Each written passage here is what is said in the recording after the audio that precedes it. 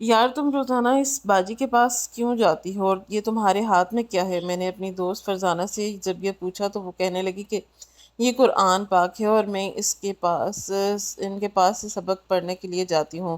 مجھے کافی حیرت ہوئی، میں نے تو آج تک اپنے دھرم میں ایسی کوئی چیز نہیں دیکھی تھی۔ ہم لوگ تو کسی کے پاس نہیں جاتے تھے، بس مندر چلے جاتے تھے۔ ویسے بھی میرے گھر والے بہت ہی زیادہ مذہبی نہیں تھے، اس لیے مندر بھی کبھی کبھی کسی تہوار پر ہی جاتے تھے۔ میری حیرت دیکھ کر فرزانہ بولی، تم حیران کیوں ہو رہی ہو؟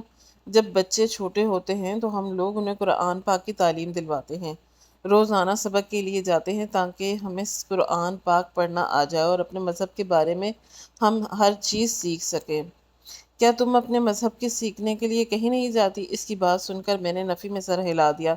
یہ بات مجھے کافی الگ اور عجیب سی لگ رہی تھی۔ میں گھر واپس آئی تو اپنا بستہ سائڈ پہ رکھا اور اماں سے کہا کہ اماں، کیا میں روزانہ سبق پڑھنے مندر جا سکتی ہوں؟ کیا پنڈت صاحب مجھے ہماری کتاب کا علم سکھائیں گے؟ یہ سن کر اماں بولی، تم کیا کہہ رہی ہو؟ کہاں سے سیکھ کر آئی ہو؟ عجیب باتیں کر رہی ہو۔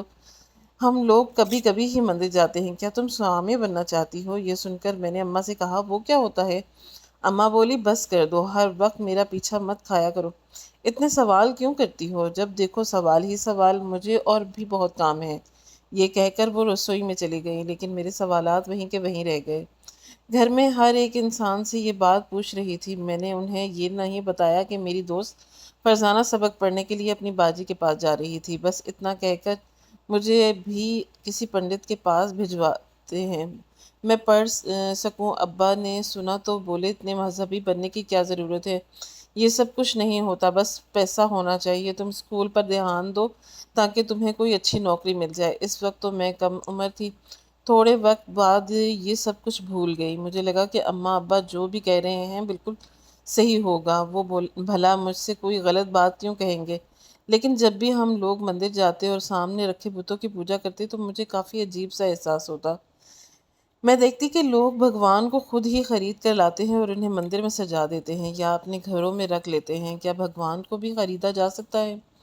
جب یہی سوال میں نے اپنی بڑی بہن سے کیا تو وہ حیرت سے مجھے دیکھنے لگی اور کہنے لگی کہ تم اتنا سب کچھ سوچ لیتی ہو، جیسا اماں ابا کہتے ہیں بس ویسا ہی سچ مان لیا اور خاموشی سے بیٹھ جاؤ۔ لیکن میں کہتی، کیسے خاموشی سے بیٹھ جاؤں؟ جب دماغ میں اتنے سوال اٹھنے لگ جائیں تو انسان ان کے جوابات پانے کی جستجو میں لگ ہی جاتا ہے۔ میری ایک دوست تھی جس کے ابا پنڈت تھے۔ میں نے سوچا کہ کیوں نہ میں ان کے پاس جاؤں اور ان سے جا کر اس بارے میں سوال کروں۔ جب میں نے ان سے یہی سب پوچھا تو وہ کہنے لگے کہ ان سوالات کرو گی تو بھگوان ناراض ہو جائیں گے، اس لیے چپ چاپ گھر چلی جاؤ۔ میں سمجھ گئی کہ وہ میرے سوالات کا جواب نہیں دے سکیں گے۔ اور پھر میں نے ایک دن اپنے کالج کی ایک مسلم لڑکی سے یہ بات پوچھ لی تو وہ کہنے لگی کہ دیکھو، جن بتوں کو تم لوگ خود خرید کر لاتے ہو اور تمہیں کچھ دیکھ سکتے ہیں، نہ تو وہ تمہیں نفع دے سکتے ہیں اور نہ ہی نقصان، تو ان باتوں پر یقین رکھنا چھوڑ دو۔ اللہ صرف ایک ہی ہے اور وہی اس دنیا کا مالک ہے۔ اس کا جواب مجھے تھوڑا بہت معقول لگا کہ شاید کوئی اور بھی ہے جو اس دنیا کو چلا رہا ہے۔ میں تو اب یہی سمجھتی رہی تھی کہ یہی بھگوان ہے، یہی مندر ہے، یہی سب کچھ ہے۔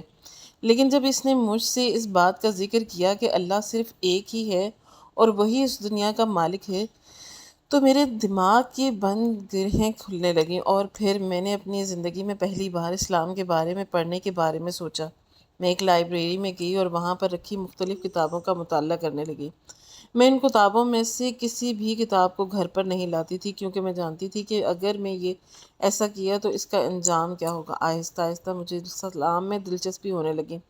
میں نے اس کے بارے میں بہت سی ایسی چیزیں جان لی جنہیں جان کر مجھے حیرت جھٹکا لگا، اور پھر جب میں اپنے ارد گرد کے مسلمانوں کو دیکھتی تو یوں لگتا جیسے وہ لوگ تو اپنے دین سے بہت ہی دور ہو چکے ہیں۔ اس وقت مجھے ایک بات سمجھ آئی کہ اگر مسلمان اور اسلام کے بارے میں جاننا ہے تو آج کے مسلمانوں کو دیکھنے کے بجائے خود ہی اسلام کا مطالعہ کرنا چاہیے۔ کافی وقت گزرتا گیا اور میری اسلام میں دلچسپی ہر گزرتے دن کے ساتھ بڑھتی ہی گئی۔ اسلام کی روشنی میں میرے دل کو چھو رہی تھی، اور پھر ایک دن میرے ساتھ ایک ایسا واقعہ پیش آیا کہ جس کے بعد میں نے اسلام قبول کر لیا۔ ایک دن رات کے وقت میں گہری نیند میں تھی، تبھی مجھے دور سے کوئی آواز سنائی دی۔ آواز اتنی نرم اور اتنی زیادہ اچھی تھی کہ میرے دل کو چھوئے جا رہی تھی۔ میرا دل کر رہا تھا کہ میں بس نیند میں ہی رہوں اور بس یہ آواز مجھے سنائی دیتی رہے۔ آہستہ آہستہ وہ آواز میرے بہت قریب آتی جا رہی تھی اور مجھے یوں لگ رہا تھا کہ جیسے بہت سارے سفید لبادے میرے وجود پر میرے آس پاس بیٹھ گئے ہیں اور ان کے ہاتھ میں قرآن پاک ہے اور وہ اس کی تلاوت کیے جا رہے ہیں۔ یہ شاید میرے لیے کوئی اشارہ تھا۔ مجھے اس تلاوت سے بہت سکون مل رہا تھا۔ اگلے دن میں صبح اٹھی اور ایک اسلامک سینٹر چلی گئی۔ وہاں جا کر میں نے ان سے کہا کہ میں مسلمان ہونا چاہتی ہوں۔ انہوں نے مجھ سے کہا کہ تم یہ اپنی مرضی سے کر رہی ہو؟ میں نے کہا ہاں۔ میں سر ہلایا اور ضروری کارروائی مکمل کرنے کے بعد انہوں نے مجھے اسلام قبول کروا دیا۔ وقت میرے لیے بہت ہی زیادہ جذباتی تھا۔ میں روئے جا رہی تھی۔ یوں لگ رہا تھا کہ جیسے کسی اور دنیا ہی میں چلی گئی ہوں، کچھ بہت بڑا پا لیا ہو۔ انہوں نے مجھ سے کہا کہ ابھی تم اسلام کے بارے میں بہت سی چیزیں سیکھنا ہے۔ تم روزانہ وقت نکال کر یہاں پر آ جانا، ہم تمہیں سب کچھ سکھا دیں گے۔ اس دن کے بعد سے میں اس اسلامک سینٹر میں روزانہ آتی اور پھر وہاں آ کر اسلامی تعلیمات سے روشناس ہوتی تھی۔ میں نے گھر کے چھپ کر نماز وغیرہ بھی پڑھنا شروع کر دی تھی۔ میرے بدلتے رویے کو دیکھ کر سب حیران تھے اور کہہ رہے تھے کہ کچھ نہ کچھ تو ایسا ہوا ہے جو یہ ہم سے چھپا رہی ہے۔ اس بات کا ضرور پتہ لگانا پڑے گا، لیکن انہوں نے پوری کوشش کی میرے بارے میں کچھ پتہ نہ لگا سکے۔ میں کھل کر اسلامی تعلیمات پر عمل پیرا ہو سکوں، لیکن ایسا کرنا تقریباً ممکن ہی نہ تھا۔ میں یونیورسٹی میں پہنچ چکی تھی، میرا آخری سال تھا۔ اکثر ہی لڑکیوں سے اسلام کے بارے میں بات چیت کرتی تھی۔ بہت سی ایسی ہندو لڑکیاں بھی تھیں جو میری اتنی دلچسپی دیکھ کر مجھ سے کہتی تھی کہ کیا تم مسلمان ہو؟ ایک دن ایک لڑکی نے مجھے سے ایسا ہی کہا تو میں فوراً سے خاموش ہو گئی، کیونکہ میں جانتی تھی کہ اگر ایسا کچھ ہوا تو بات بہت زیادہ پھیل جائے گی اور میرے گھر والوں تک چلی جائے گی، ایک ہنگامہ کھڑا ہو جائے گا۔ اس لیے میں نے فوراً سے نفی میں سر ہلا دیا۔ لیکن اس دن مجھے بہت افسوس ہوا کہ میں مسلمان ہوتے ہوئے بھی اس بات کو لوگوں کے سامنے قبول نہیں کر پا رہی۔ میں بہت دیر تک روتی رہی، روزانہ تہجد کی نماز پڑھتی تھی اور اللہ سے دعائیں کر رہی تھی کہ کوئی ایسا سبب بن جائے کہ میں اپنے دین پر پوری طرح سے عمل پیرا ہو سکوں۔ لیکن شاید ابھی میری آزمائش کا وقت تھا۔ ہر طرف سے مجھ پر نظر رکھی جا رہی تھی۔ میرے گھر والوں کو بھی اس بات کا اندازہ ہوتا جا رہا تھا کہ میں اسلام کے بارے میں بہت سی بات کرتی ہوں اور اس میں زیادہ دلچسپی لے رہی ہوں، اور اس سے لیے وہ اس بات سے ڈر گئے تھے کہ میں کہیں مسلمان نہ ہو جاؤں، مذہب سے زیادہ متاثر نہ ہو جاؤں۔ اماں نے مجھ سے کہا کہ تمہارے یونیورسٹی کا آخری سال ہے، میں نے تمہارے ابا نے سوچا ہے کہ تمہاری شادی کر دی جائے۔ ایک بہت بڑے گھرانے سے تمہارا رشتہ آ رہا ہے، ہم جلد سے جلد اس رشتے کو ہاں کرنا چاہتے ہیں۔ یہ سن کر میں گھبرا گئی، جانتی تھی کہ وہ ہندو گھر میں ہی میری شادی کر رہے ہیں۔ میں نے اماں سے کہا کہ میں ابھی اتنی جلدی کیا ہے، مجھے آگے بھی پڑھنا ہے اور نوکری بھی کرنی ہے، میں چاہتی تھی کہ مجھے کچھ وقت مل جائے۔ لیکن اماں کہنے لگیں کہ ہم تمہاری شادی جلد سے جلد کر دیں گے، تم اپنے آپ کو دماغی طور پر تیار رکھو۔ یہ کہہ کر وہ وہاں سے چلی گئیں اور میں اکیلی بیٹھ کر سوچنے لگی کہ آخر میں ایک ہندو لڑکے سے کیسے شادی کر سکتی ہوں جبکہ میں ایک مسلمان ہوں۔ میں کیسے سب سے خود کو بچاؤں؟ مجھے کوئی حل نظر نہیں آ رہا تھا کہ میں مسلمان ہوتے ہوئے میری شادی کسی بھی ہندو لڑکے سے ہرگز بھی نہیں ہو سکتی، اور میں اپنا دین بدلنے کا سوچ بھی نہیں سکتی تھی۔ میں اپنی زندگی داؤ پر لگا سکتی تھی لیکن اس مذہب کو چھوڑ نہیں سکتی تھی۔ میں نے اپنے اماں ابا سے بہت کہا کہ ابھی اس شادی کو روک دیں، کم سے کم میری یونیورسٹی تو ختم ہونے دیں۔ میرا اتنا کہنے پر وہ لوگ مان گئے اور کہا کہ ٹھیک ہے، جیسے ہی تمہاری یونیورسٹی ختم ہوگی ہم تمہارا رشتہ پکا کر دیں گے، لیکن تمہاری شادی یہیں پر ہوگی۔ یہ کہہ کر ابا نے بات ختم کر دی۔ میں نے سکھ کا سانس لیا کہ کم از کم اتنا وقت تو ملا ہے۔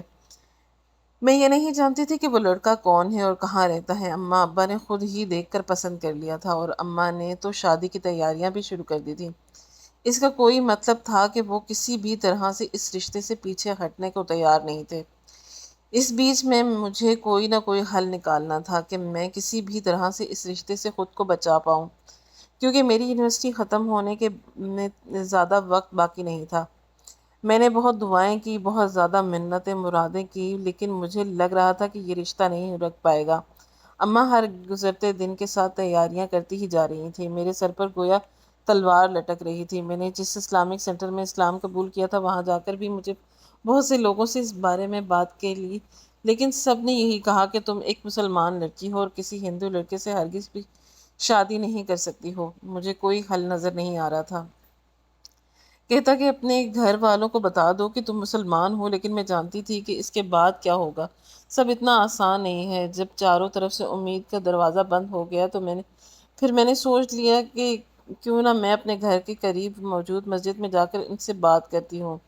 پھر ایک دن میں مسجد میں گئی، وہاں بیٹھ کر میں بہت زیادہ رو رہی تھی۔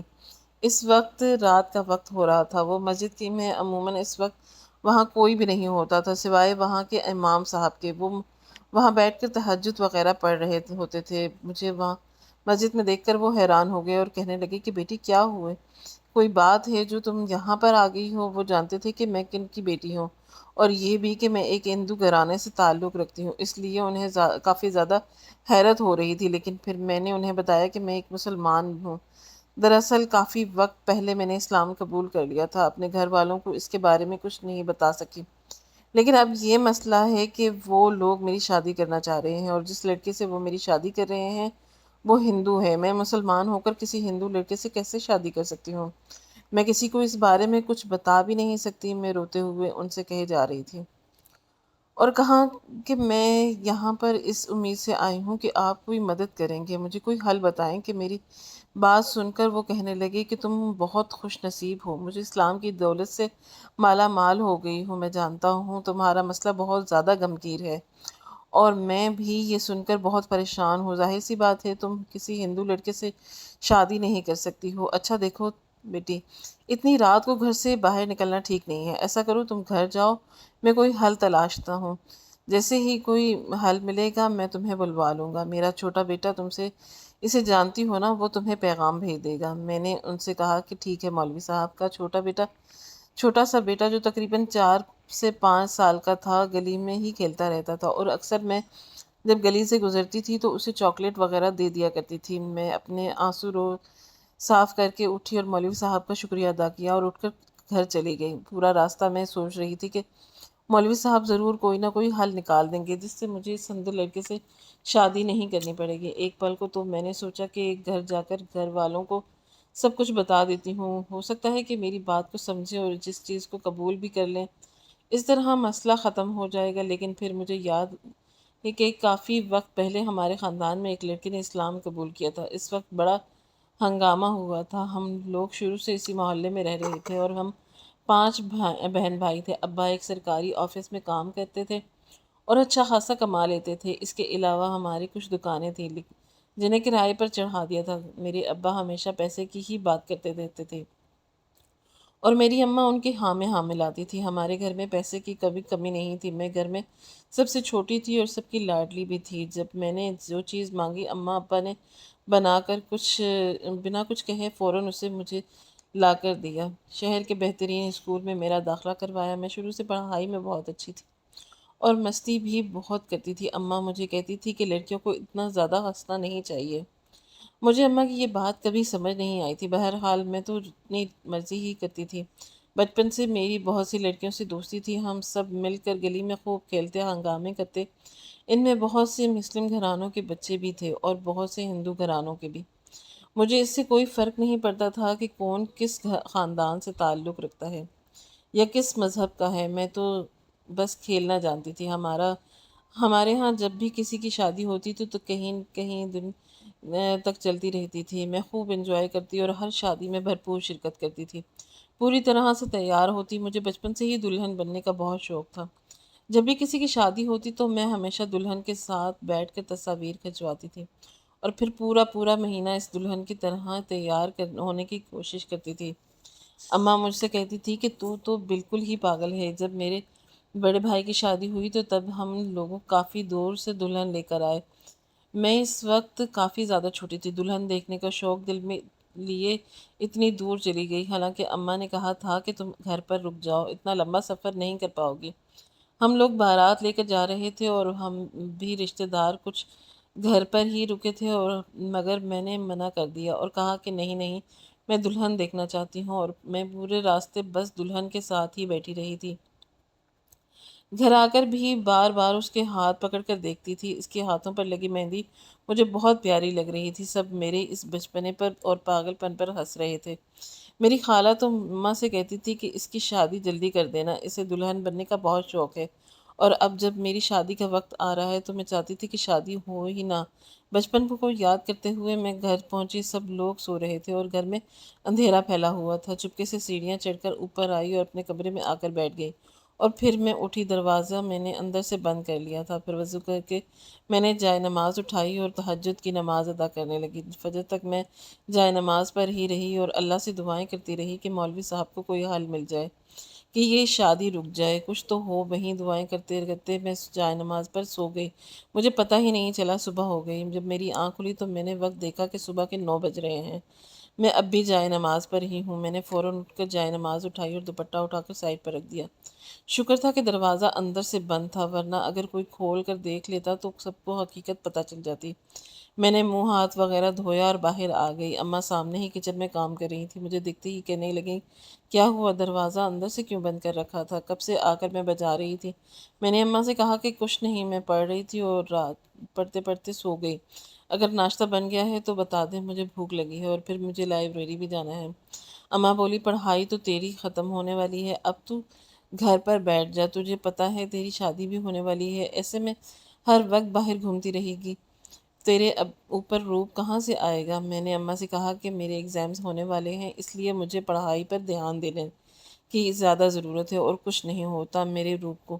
پارلر میں آج کل ویسے بھی سب صحیح ہو جاتا ہے۔ یہ کہہ کر میں ناشتہ کر کے گھر سے باہر نکل آئی۔ میں سوچ رہی تھی کہ مولوی صاحب نے اب تک کوئی حل نکال لیا ہوگا، لیکن اگلے 2 دن گزر گئے لیکن ایسا کچھ نہ ہوا۔ اب پریشانی میں مزید مبتلا ہو چکی تھی، سب کچھ ختم ہوتا دیکھ رہی تھی، لیکن میں مایوس نہیں ہو سکتی تھی۔ ایک دن جب میں گلی سے گزر رہی تھی تو مولوی صاحب کا بیٹا میرے پاس آیا اور اس نے میرے ہاتھ میں کاغذ تھما دیا اور فوراً سے بھاگ گیا۔ جیسے ہی میں نے کاغذ کھولا تو وہ مولوی صاحب کا بلاوا تھا۔ میں جانتی تھی کہ میں دن کی روشنی میں تو نہیں جا سکتی تھی، صرف رات کو ہی جا سکتی تھی، اس لیے میں بہت ہی بے تابی سے رات کا انتظار کرنے لگی۔ مولوی صاحب نے کہا تھا کہ میرے گھر پر آنا، میں اور میری بیوی تمہارا انتظار کر رہے ہیں۔ جیسے ہی رات ہوئی اور گھر میں سب سو گئے تو میں خاموشی سے پچھلے دروازے سے نکل کر مولوی صاحب کے گھر کی طرف چلی آئی۔ مولوی صاحب کو گھر مسجد کی پچھلی طرف ہی بنا ہوا تھا۔ میں نے ہلکے سے دروازہ بجایا اور لوگ شاید میرا ہی انتظار کر رہے تھے۔ فوراً سے دروازہ کھلا۔ مولوی صاحب کی بیوی مجھ سے کہنے لگی کہ اندر آ جاؤ، تمہیں کسی نے دیکھا تو نہیں؟ میں نے نفی میں سر ہلایا۔ اس نے پھر مجھے پانی وغیرہ دیا۔ میں نے مولوی صاحب سے کہا کہ بتائیں، آپ کو کوئی حل ملا؟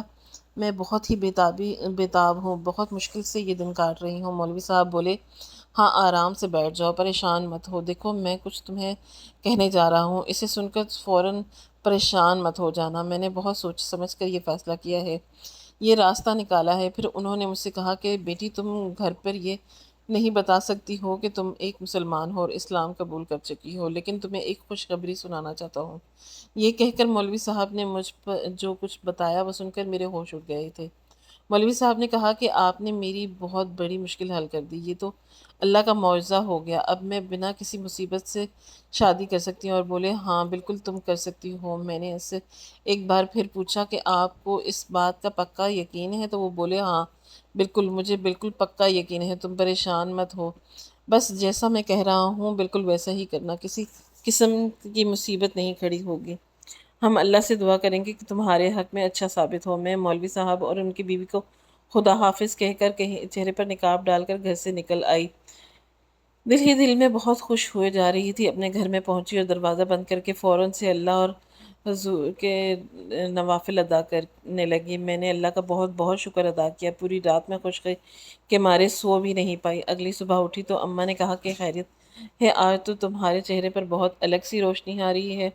میں نے اماں سے کہا کہ کچھ نہیں، بس میرے امتحان ختم ہونے والے ہیں، ان کے بعد ہم شادی کی شاپنگ کرنے کے لیے جائیں گے۔ اماں یہ سن کر حیران ہو گئیں۔ وہ کہنے لگیں کہ پہلے تو تم شادی کے لیے تیار نہیں تھی اور اب کہاں تم شادی میں دلچسپی لے رہی ہو؟ چلو یہ اچھی ہی بات ہے، ورنہ میں اکیلے تیاریاں کر کے تھک جاتی تھی، تمہیں تو کوئی چیز پسند بھی نہیں آتی تھی۔ میں نے اماں سے کہا کہ آپ بالکل فکر مت کریں، میں یونیورسٹی سے فارغ ہوئی تو فوراً سے آپ کے ساتھ شاپنگ کے لیے جاؤں گی، اور ہم مل کر ساری تیاریاں کریں گے۔ اب جب کہ یہ پریشانی دور ہو گئی تھی، کہ میری سب سے بڑی پریشانی دور ہو گئی، تو اب میں آرام سے سب کچھ کر سکتی تھی۔ میرے امتحانات جیسے ہی ختم ہوئے، میں نے اماں کے ساتھ جا کر شادی کی شاپنگ کی، ہر چیز اپنی پسند سے لی۔ بہت زیادہ شاپنگ وغیرہ کے بعد اس کی شادی کی رسمیں شروع ہو گئی، تو ان رسموں کو دل سے پسند نہیں کرتی تھی، کیونکہ میں ایک مسلمان تھی، لیکن میری مجبوری تھی، مجھے یہ سب برداشت کرنا پڑ رہا تھا، اس لیے نہ چاہتے ہوئے بھی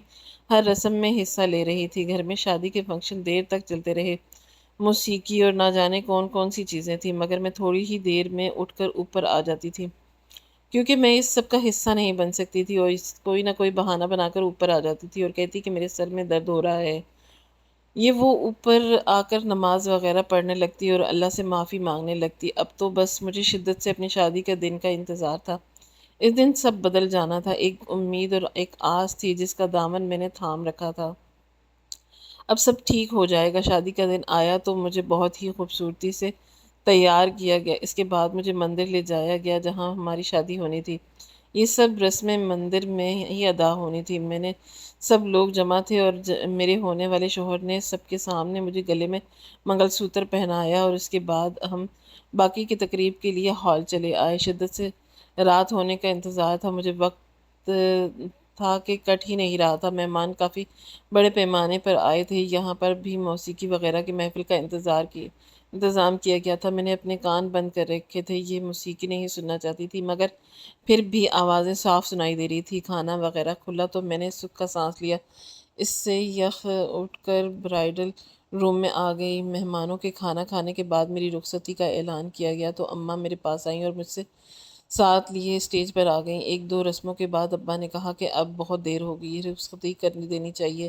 اماں نے مجھ سے کہا کہ وہاں اچھے سے رہنا، جو مستیاں یہاں کرتی تھی وہاں مت کرنا، وہ تمہارا سسرال ہے، ہو سکتا ہے انہیں کوئی بات بری لگ جائے اور تمہاری شادی شدہ زندگی پر برا اثر پڑے۔ میں نے اماں سے کہا کہ آپ بالکل بھی فکر مت کریں، ایسا کچھ بھی نہیں ہوگا، بس اپنا خیال رکھنا۔ یہ کہہ کر میں ان کے گلے لگ گئی۔ میری رخصتی پر سب ہی لوگ رو رہے تھے، کیونکہ گھر بھر کی لاڈلی تھی، جو تھی تم ہمیشہ سے دلہن بننا چاہتی تھی، اور آج جب دلہن بنی تو سمجھ میں آیا یہ اتنا آسان نہیں ہوتا۔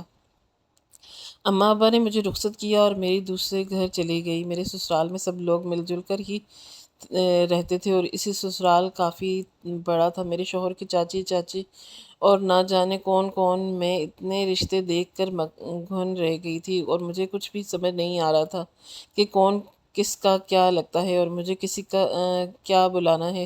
اس لیے میری نند کہنے لگی کہ پریشان مت ہو، آہستہ آہستہ تمہیں سب سمجھ آ جائے گا۔ ہم نے آپ کو اوپر والا کمرہ دیا ہے، کیونکہ وہاں پر ہم کزنس کے علاوہ زیادہ کوئی نہیں آتا، عورتوں سے آپ کو بچا ہی کر ہی رکھا ہے۔ یہ کہہ کر وہ ہنسنے لگے، پھر مسکرا اٹھی۔ مجھے ابھی نیچے ہی بٹھایا تھا، بہت سے لوگ آ رہے تھے اور مجھے دیکھ کر جاتے، مجھ سے ملتے اور پھر میرے ساتھ پکچرز بنواتے۔ یہ سب کافی دیر تک ہوتا رہا۔ جب رات گہری ہو گئی تو میری ساس نے کہا کہ اب دلہن کو اس کے کمرے میں چھوڑ آؤ، اتنے بھاری زیورات میں گرمی میں بٹھایا ہوا ہے۔ حالانکہ یہاں بھی اے سی چل رہا تھا، لیکن رش بہت زیادہ تھا ہونے کی وجہ سے گرمی کا احساس ہو رہا تھا۔ میں نے شکر کیا کہ چلو میں بھی اپنے کمر سیدھی کر لوں گی، ورنہ کب سے بیٹھ بیٹھ کر میری کمر دکھ چکی تھی۔ اوپر سے مجھے بھوک بھی بہت لگ رہی تھی، مجھ سے کبھی بھی بھوک برداشت نہیں ہوتی تھی، اس لیے سمجھ نہیں آ رہا تھا کہ کسے کہوں مجھے کھانا کھانا ہے۔ پھر بھی میں نے سوچا کیوں نہ میں اپنی نند سے یہ بات کہوں، اور وہ مجھ سے ساتھ لیے اوپر لے کر آ گئی تھی۔ تب میں نے اسے دھیرے سے کہا کہ مجھے بہت بھوک لگ رہی ہے، کیا میں کھانا کھا سکتی ہوں؟ تو وہ ہنسنے لگی اور بولی اس میں پوچھنے کی کیا بات ہے، میں تمہیں ابھی لا کر دیتی ہوں۔ وہ مجھے بہت اچھے مزاج کی لگی۔ مجھے میرے کمرے میں بٹھایا گیا، کمرہ بہت ہی خوبصورتی سے سجا گیا تھا۔ تھوڑی دیر بعد میری نند میرے لیے ایک ٹرے میں کھانا لے کر آئی۔ میں نے خوب سیر ہو کر کھانا وغیرہ کھایا۔ اب مجھے انتظار تھا کہ میرا شوہر کب آئے گا، اس لمحے کا انتظار میں نے بہت زیادہ کیا تھا۔ بار بار مولوی صاحب کی کہی گئی بات میرے دماغ میں آ رہی تھی اور میری خوشی کے انتہا نہ تھی۔ جب میں نے کھانا کھا لیا تو میری نند برتن لے کر گئی اور مجھ سے کہنے لگی کہ بھائی تھوڑی دیر میں آ جائیں گے، وہ اپنے دوستوں کے ساتھ مصروف ہیں۔ یہ کہتے ہوئے اس کے چہرے پر ایک شرارتی مسکراہٹ تھی۔ میں نے فوراً سے شرم سے سر جھکا لیا۔ کافی دیر گزر گئی، اب تو مجھے بیٹھے نیند آ رہی تھی اور میں نہ جانے کب کی ہلکی نیند میں چلی گئی۔ دوبارہ جب میری آنکھ کھلی تو میرا کاندھا ہلایا گیا۔ میں فوراً سے ہڑبڑا کر اٹھی۔ پہلے تو مجھے سمجھ نہیں آ رہی تھی میں ہوں کہاں، پھر مجھے یاد آیا کہ میں دلہن ہوں اور اپنے کمرے میں بیٹھی ہوں، اپنے شوہر کا انتظار کر رہی تھی۔ میں فوراً سے سیدھی ہوئی اور دیکھا تو سامنے میرے شوہر کھڑے تھے۔ انہیں دیکھ کر میں مسکرا اٹھی اور وہ میرے سامنے بیٹھے ہوئے کہنے لگے کہ کیا ہوا، نیند آ رہی ہے؟ اگر تم چاہو تو آرام کر سکتی ہو۔ میں نے فوراً گھبرا کر کہا کہ نہیں نہیں، میں ٹھیک ہوں۔ تو وہ کہنے لگی کہ معاف کر دینا، میں اپنے دوستوں میں پھنس گیا تھا، وہ لوگ میری جان نہیں چھوڑ رہے تھے۔ اچھا چلو اب جلدی کوئی کرو، دیر ہو چکی ہے، وہ ہمارا انتظار کر رہے ہیں۔ میں فوراً سے اٹھی اور ان سے کہا کہ کیا ہمیں یہاں سے جانا ہوگا؟ وہ بولے ہاں بالکل، ہم پھر جلد واپس آ جائیں گے۔ اس وقت گھر میں سب سو رہے ہیں، میں کوئی بھی ہمارے لیے جاگ نہیں رہا ہوگا، تھکن کی وجہ سے سب گہری نیند میں ہے، یہ وقت ہمارے لیے کافی ہے۔ میرا ایک دوست باہر انتظار کر رہا ہے۔ میں اس کی بات سن کر فوراً سے اٹھی اور ایک چادر اوڑھ کر اس کے ساتھ باہر نکل آئی۔ گلی کے کونے پر ہی ایک گاڑی کھڑی تھی، ہم دونوں اس گاڑی میں جا کر بیٹھ گئے۔ ہمارے بیٹھتے ہی گاڑی سٹارٹ ہو گئی، میرا دل زور زور سے دھڑک رہا تھا۔ تھوڑی دیر بعد جانی پہچانی گلیوں میں جا کر گاڑی رکی تو میں فوراً سے اتری اور ہم لوگ اس گھر میں داخل ہو گئے۔ سامنے ہی مولوی صاحب کھڑے مسکرا رہے تھے، یہ انہی کا منصوبہ تھا۔ ہم لوگ اندر آئے، ہم کچھ گواہوں کا انتظام پہلے سے کیا گیا۔ جلدی سے مولوی صاحب نے ہمارا نکاح پڑھایا اور کہا کہ شادی مبارک ہو۔ پھر میرے شوہر کا وہ دوست ہمیں واپس گھر کے باہر چھوڑ آیا۔ اب ہم صحیح معنوں میں میاں بیوی کے رشتے میں بندھے تھے۔ جس طرح سے ہم چپکے سے نکلے تھے اسی طرح سے چپکے سے کمرے میں آ کر بیٹھ گئے۔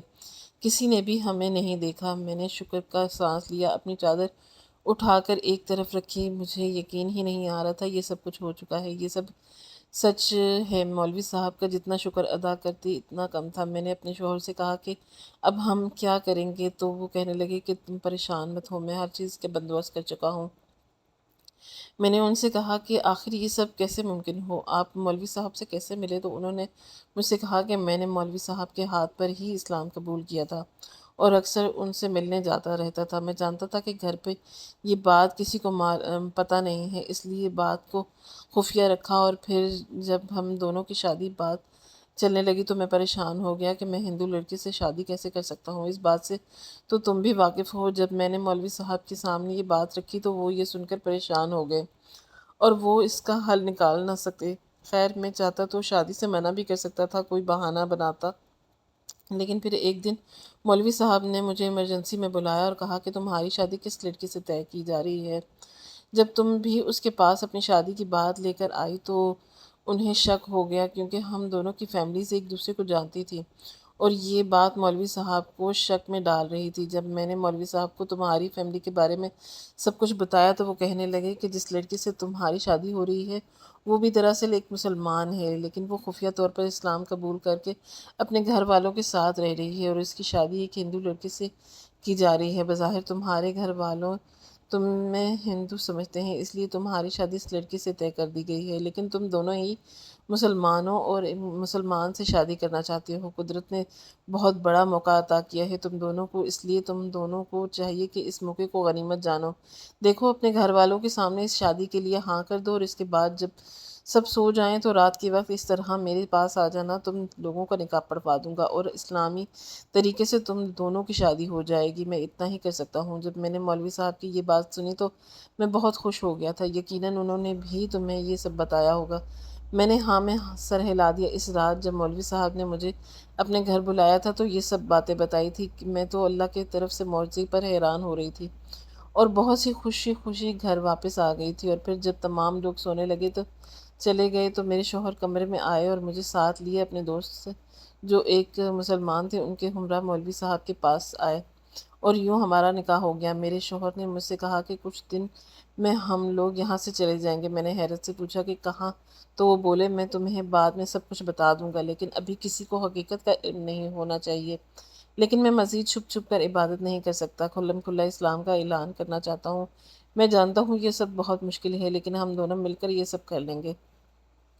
میں نہیں سمجھ پائی کہ میرے شوہر کہنا کیا چاہتے ہیں، لیکن میں نے زیادہ سوال بھی نہیں کیا۔ اگلے کئی دن تک شادی کی دعوتیں وغیرہ بھی ہوتی رہیں۔ اس کے بعد جب سب کچھ ٹھنڈا پڑ گیا تو میرے شوہر نے گھر پر کہا کہ دبئی میں میری نوکری لگ گئی ہے۔ میں نے یہ بات سب سے چھپا رکھی تھی، لیکن اب میں وہاں جانا چاہتا ہوں۔ میری ساس کہنے لگی کہ ٹھیک ہے، چلے جاؤ، پریشان مت ہو، ہم تمہاری بیوی کا خیال رکھیں گے۔ لیکن میرے شوہر نے کہا کہ نہیں، میں اپنی بیوی کو ساتھ لے کر جاؤں گا، میں نے سارے انتظامات پہلے ہی کر لیے تھے۔ بہرحال تھوڑی سی بحث کے بعد اجازت مل گئی۔ میں حیران ہوا کہ میرے شوہر نے یہ سب کب کیا۔ وہ کہنے لگے کہ میں نے شادی سے پہلے ہی دبئی جانے کا انتظام کر لیا تھا، تمہارے کاغذات وغیرہ بھی سب کچھ ریڈی ہیں، اب بس ہم لوگ جلد ہی وہاں کے لیے نکل جائیں گے، میں نے ٹکٹ بھی کروا دیے ہیں، تم تیاری شروع کرو۔ میں نے ان سے کہا کہ جانے سے پہلے آپ سب کو بتا دیں کہ ہم مسلمان ہیں۔ وہ تو کہنے لگے کہ نہیں، اگر میں نے جانے سے پہلے بتایا تو ہمیں کہیں یہاں سے زندہ نہیں نکلنے دیں گے، میں پیچھے ایک خط چھوڑ دوں گا اور پھر ہم لوٹ کر تبھی آئیں گے جب یہ لوگ ہمیں قبول کر لیں گے۔ یہ بہت مشکل تھا، سب کچھ چھوڑ کر ہمیشہ کے لیے چلے جانا، لیکن ہم اپنے دین کے لیے یہ سب منظور تھا۔ ہم کھلم کھلا اسلام کو قبول کرنا چاہتے تھے اور اس کی تعلیمات پر عمل پیرا ہونا چاہتے تھے۔ کب تک خفیہ رکھ سکتے تھے؟ مجھے اپنے شوہر کی بات بہت ہی معقول لگی۔ میں نے تیاریاں وغیرہ کر لی تھی اور پھر جب ہم جانے لگے تو میرے شوہر نے اپنے گھر والوں کے نام اور میں اپنے گھر والوں کے نام ایک خط لکھ لیا اور پھر ایئرپورٹ کے لیے نکل گئے۔ سب لوگ ہمارے ساتھ ہی آ رہے تھے۔ یقیناً ہمارے جہاز میں بیٹھنے سے پہلے کسی کے ہاتھ کو خط نہیں لگنے والا تھا۔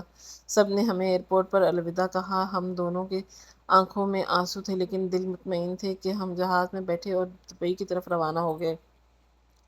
جب ہم وہاں پہنچے تو میرے شوہر نے کہا کہ اب تک گھر سے کوئی فون نہیں آیا اور نہ ہی کوئی ایسی اطلاع آئی ہے جس سے اندازہ ہو کہ انہیں وہ خط ملا ہے یہاں یا نہیں، لیکن آج نہیں تو کل انہیں مل ہی جائے گا۔ گھر پر ہم نے اپنی خیریت سے پہنچ جانے کی اطلاع دے دی۔ 2 دن بعد ہی آرام سے گزر گئے تھے، لیکن تیسرے دن میرے شوہر دونوں کے گھر سے فون آنا شروع ہو گئے اور سب نے کہا کہ تم لوگوں نے ہمیں دھوکہ دیا ہے، تم لوگوں نے اپنا مذہب کیسے چھوڑ دیا اور مسلمان ہو کر وہاں چلے گئے، یہ کیسی دھوکے بازی ہے۔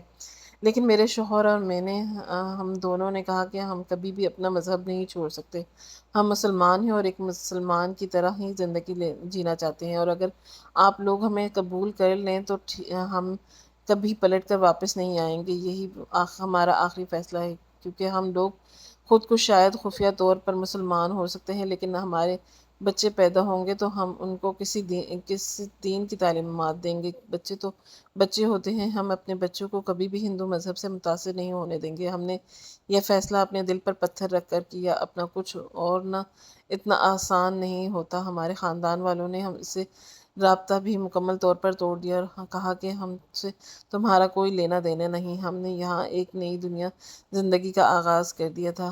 اب ہم دونوں کھلم کھلا اسلام کی تعلیمات پر عمل پیرا ہوتے تھے۔ میرے شوہر مسجد جاتے تھے اور میں بھی عورتوں کے درس وغیرہ میں جاتی تھی۔ ہماری شادی کو 3 سال ہو چکے تھے۔ ہم گھر والوں نے ہم سے دوبارہ کبھی رابطہ کرنے کی کوشش نہیں کی تھی۔ ہم نے اگر کبھی کوشش کی تو انہوں نے منہ پھیر لیا۔ ہمارے ہاں ایک بیٹا ہوا جسے ہم مکمل اسلامی تعلیمات کے مطابق پروان چڑھا رہے تھے۔ اس دین نے میری زندگی مکمل طور پر بدل کر رکھ دی اور میری زندگی کو ایک مکمل معنی دیا۔